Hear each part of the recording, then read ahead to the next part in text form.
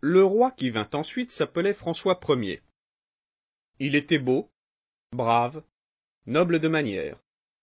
Le roi des gentilshommes et un gentilhomme roi.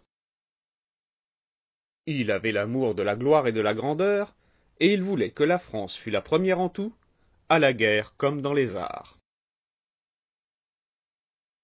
Comme nos affaires allaient mal en Italie, il voulut tout de suite frapper un grand coup. Il réunit une belle armée où brillait la fleur de la chevalerie française avec Bayard, l'illustre chevalier, sans peur et sans reproche. On passa hardiment les montagnes, par des chemins presque inaccessibles, et on allait tomber à l'improviste sur la Lombardie, lorsque les Suisses barrèrent le passage. Les Suisses, qui avaient vaincu Charles le Téméraire, étaient de terribles soldats. On se battit avec eux tout un jour. Quand la nuit vint, on ne savait encore à qui serait la victoire. Tout le monde coucha sur le champ de bataille, et le roi lui-même dormit sur l'affût d'un canon. La lutte reprit au lever du soleil. Les Suisses se replièrent. La bataille de Marignan était gagnée, et François Ier se fit armer chevalier par Bayard. Après cela, il fit sa paix avec les Suisses, et jamais, depuis, nous n'avons plus été en guerre avec eux. Il advint peu après que l'empereur d'Allemagne mourut. Et les empereurs d'Allemagne ne se succédaient pas de père en fils, comme les rois de France. Ils étaient élus, comme aujourd'hui de simples députés. Le vainqueur de Marignan fut candidat, espérant enlever la couronne impériale à un prince qu'il avait des raisons de redouter.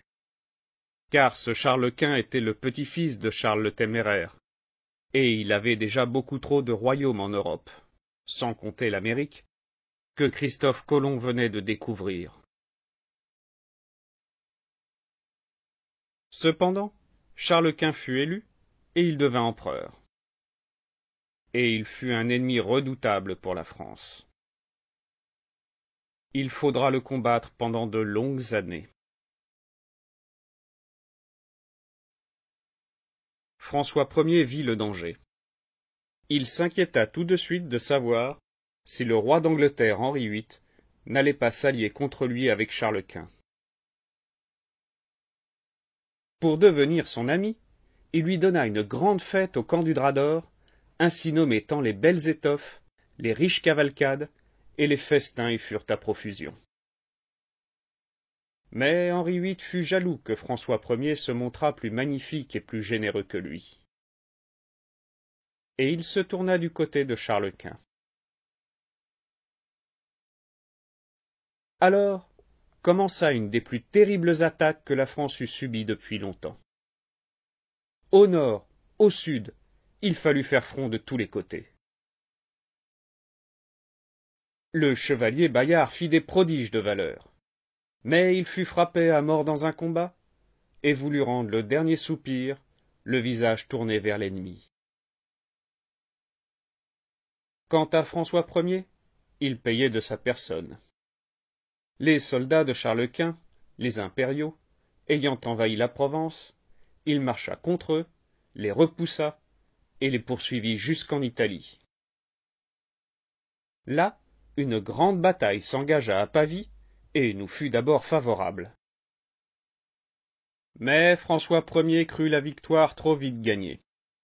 Il s'élança avec tant d'impétuosité que nos canons durent se taire de peur de l'atteindre.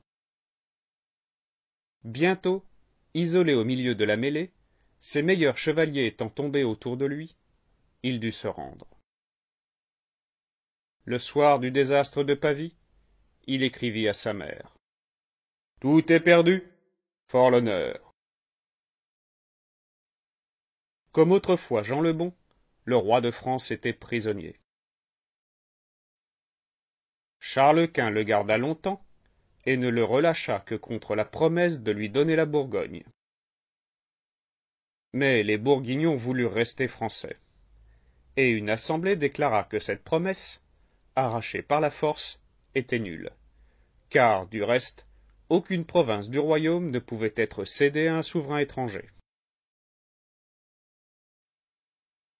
François Ier, à qui la leçon avait servi, ne pensa plus qu'à mettre la France à l'abri d'un ennemi aussi redoutable. Il se garda de provoquer Charles Quint. Il le reçut même très aimablement et lui donna des fêtes aussi belles qu'au camp du Drap d'Or.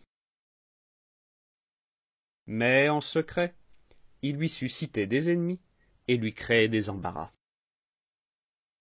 Pour protéger son pays, il ne craignit pas de s'allier aux Turcs infidèles et aux princes protestants allemands. Car le protestantisme, ou comme on disait, la réforme, qui allait faire couler tant de sang en France, avait déjà gagné une partie des Allemands. Grâce à ces alliances, la France put résister à de nouvelles attaques de Charles Quint. Malgré tous leurs efforts, les impériaux ne purent jamais arriver jusqu'à Paris. Charles Quint, découragé, signa la paix.